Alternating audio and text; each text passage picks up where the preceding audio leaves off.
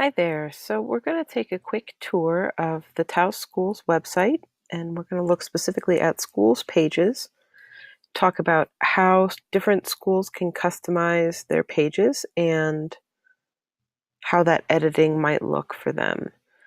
So let's talk for a second about the components of the page. This is the header. It stays consistent throughout the website and it will not change, just as an orientation piece. This logo and the style and placement of the contents of the navigation bar here, the main menu, as we'll call it, that will not change throughout the site either. Neither will the date up here.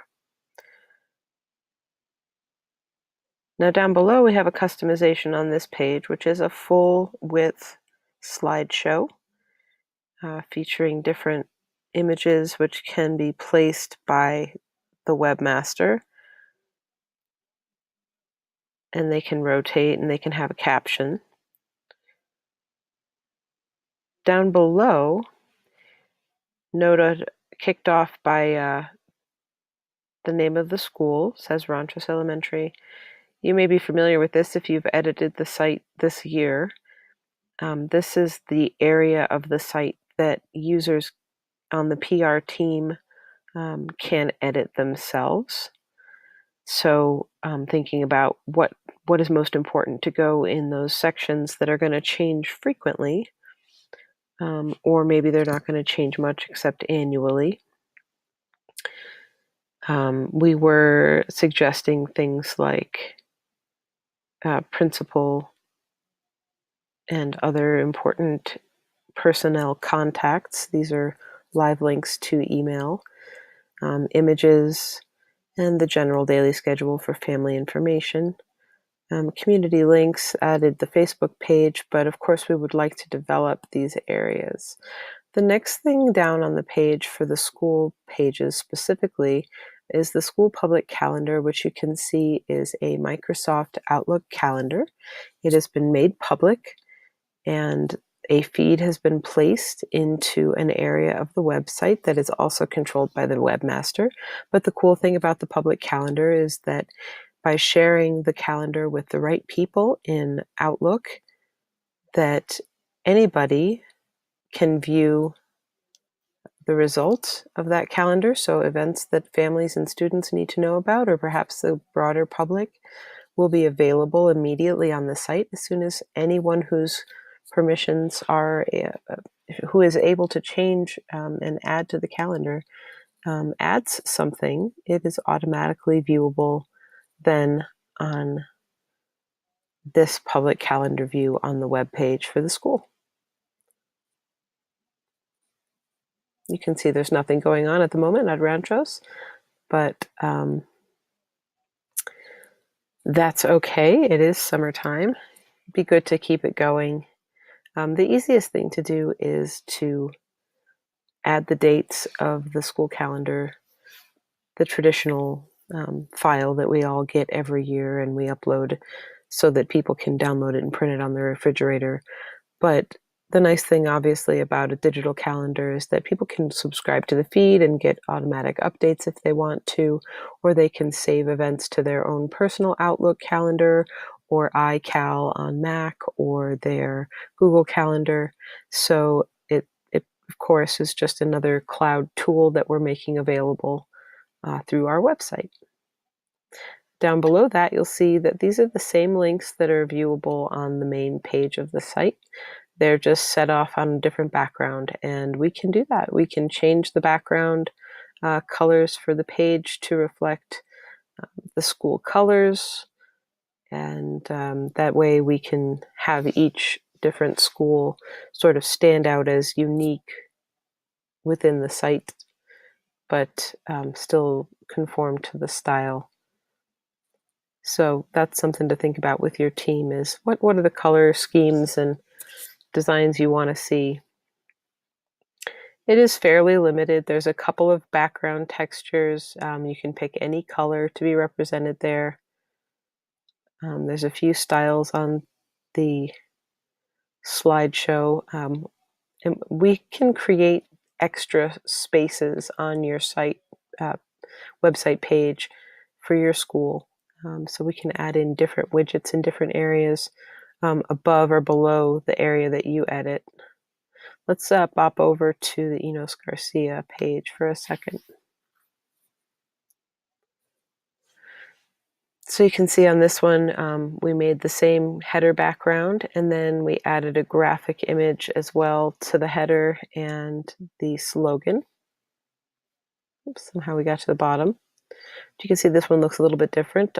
These guys are the Tiger Cubs, and they are still orange and black like their big tiger brothers and sisters. But here we are sharing a graphic that was developed by a staff member, and it's basically their flyer that they use to advertise to the community. And so this is a good use of that if they're trying to drive some enrollment and get people to understand more about their school. You see they included some nice little images. So this is one image, like the slideshow on the Ranchos page. Instead of having multiple images rotating, this one currently just has a single image, but it's set up the same way. And down here, so again, this is the area of the site that is editable by our PR team. And right now, Enos has got their contact and picture of Dr. Gladys and some things that are really important. And we were playing with some other options on this page.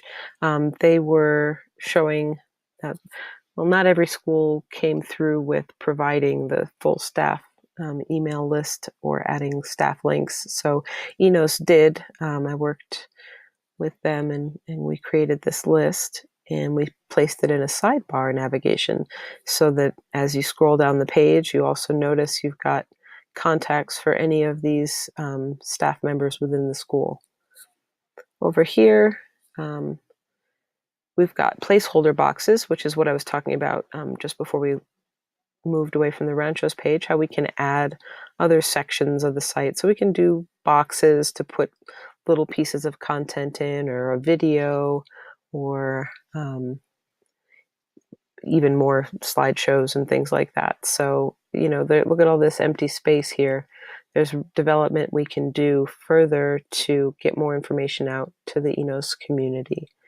And down at the bottom, again, we'll notice that we have the public events calendar, and it's still tracking a recurring event for early dismissal that was in place for this calendar school year. And that's about it. Again, here's the bottom of the page. It has automatically sort of updated the light on dark versus dark on light fonts so that this still shows up, because if you remember, these links are orange on the main page and they were also orange on the Ranchos page. So one consistent thing here, I guess, is the black leatherette or paper looking background. And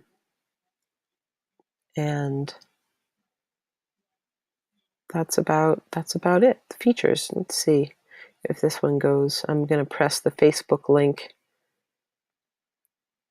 and it's going straight to the Enos Garcia Elementary page. So we were able to differentiate on the back end of the website that the Facebook and Twitter links that are on the school pages direct straight to the school's unique Facebook page, and on the home page they navigate to the Taos Municipal Schools Facebook page.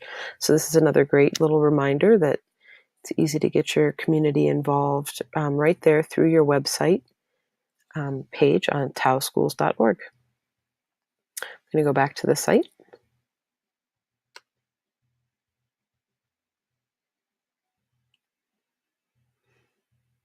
And just note one more time, we're logging in down at the bottom.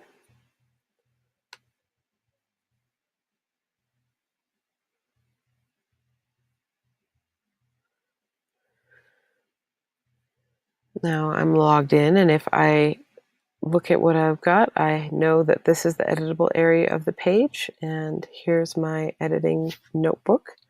I click to edit the article.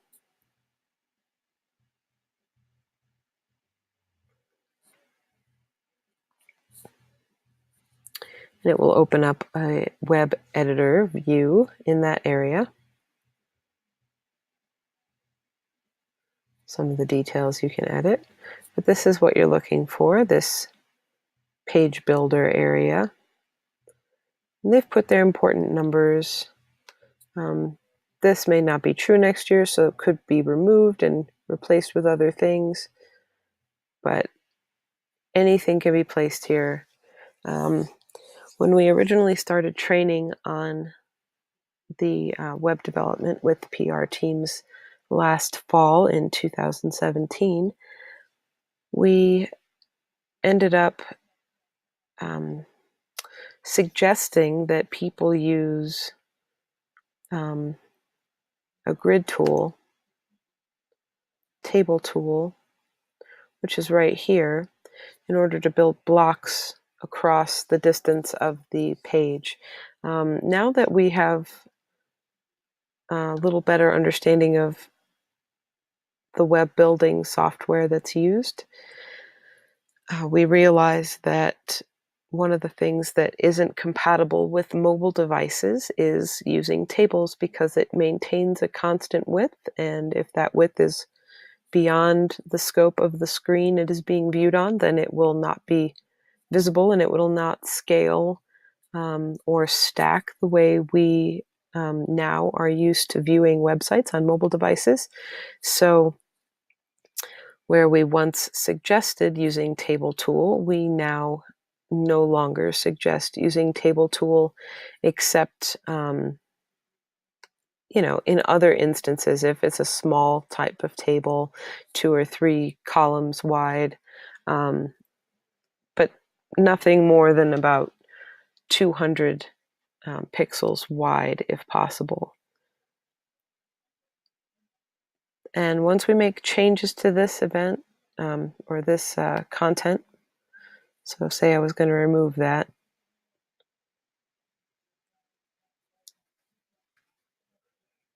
and save the content.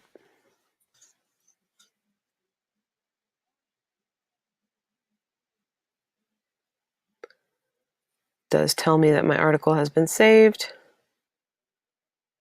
And when I scroll back up, I can see that that information is no longer there. So that's a simple editing there. I'm going to take a break on the video, and we'll come back and talk about some other things.